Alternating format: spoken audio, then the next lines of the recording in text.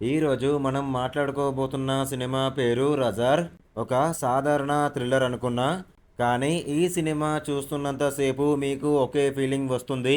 ఇప్పుడు ఏమవుతుంది అనే టెన్షన్. ఈ మూవీ నిజంగా ప్రేక్షకులను సీట్ ఎడ్జ్ మీద కూర్చోబెడుతుందా, లేదా సాధారణ సినిమాలా మిగిలిపోతుందా చూద్దాం. ఇక రివ్యూలోకి వెళ్దాం. వెళ్లే ముందు ప్లీజ్ ఒక లైక్ చేసి సబ్స్క్రైబ్ చేసుకోండి. Thank you. రాజార్ కథ ఒక మిస్టీరియస్ సిచ్యువేషన్ చుట్టూ తిరుగుతుంది.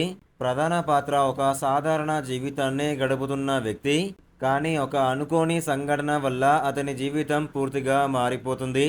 ఆ తర్వాత అతను ఎదుర్కొనే పరిస్థితులు, భయంకరమైన సంఘటనలు మరియు నిజం తెలుసుకోవడానికి చేసే ప్రయత్నం, ఇవే ఈ సినిమాకి మెయిన్ బేస్ పాయింట్. కథ ముందుకు వెళ్లే కొద్దీ ఒక్కొక్క ట్విస్ట్ వస్తుంది. ప్రతి ట్విస్ట్ తర్వాత ప్రేక్షకుడు ఇది ఊహించలేదు అనే ఫీలింగ్లోకి వెళ్తాడు. ఈ సినిమాలో కొన్ని బలమైన అంశాలున్నాయి. మొదటిది టెన్షన్ బిల్డప్ చేస్తుంది. సినిమా ప్రారంభం నుంచే ఒక డార్క్ అట్మాస్ఫియర్ క్రియేట్ చేస్తుంది. ఇది ప్రేక్షకుడిని లోపలికి లాగేస్తుంది. రెండవది ట్విస్టులు. మధ్య మధ్యలో వచ్చే సడన్ ట్విస్టులు సినిమాకి హైలైట్. కొన్ని సీన్స్ అయితే అసలు ఊహించలేము. మూడవది క్లైమాక్స్. చివరి 20 నిమిషాలు సినిమాకి అసలు బలం. అక్కడే అసలు కథ మొత్తం రివీల్ అవుతుంది. ప్రతి సినిమాకి కొన్ని లోపాలుంటాయి కదా, అలాగే ఈ సినిమాకి కూడా ఉన్నాయి. కొన్ని చోట్ల కథ కొంచెం స్లోగా అనిపిస్తుంది. కొన్ని సీన్స్ మరీ కన్ఫ్యూజింగ్గా ఉంటాయి. కొన్ని చోట్ల కథ కొంచెం స్లోగా అనిపిస్తుంది. కొన్ని సీన్స్ మరీ కన్ఫ్యూజింగ్గా ఉంటాయి.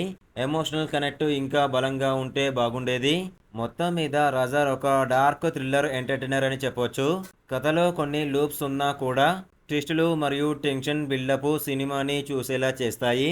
థ్రిల్లర్, హారర్ టైపు సినిమాలు ఇష్టపడే వాళ్ళకి ఇది ఒకసారి చూడదగ్గ సినిమా. ఈ మూవీకి నా రేటింగ్ వచ్చేసి 5కి 3.5.